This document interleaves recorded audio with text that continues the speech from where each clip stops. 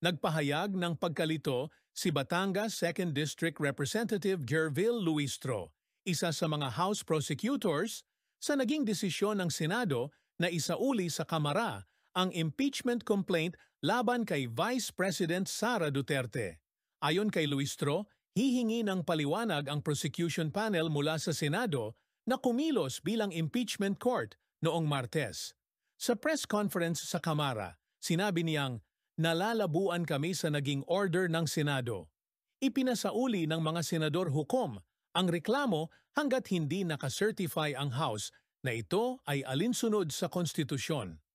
Bukod dito, pinadadeklara rin ang ika-20 Kongreso kung nais pa nilang ituloy ang kaso.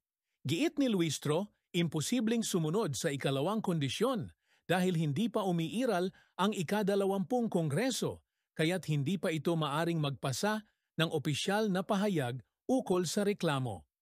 Makatarungan bang ipasa ng Senado sa isang Congress na wala pa ang desisyon sa isang kasong may malalim na epekto sa demokrasya?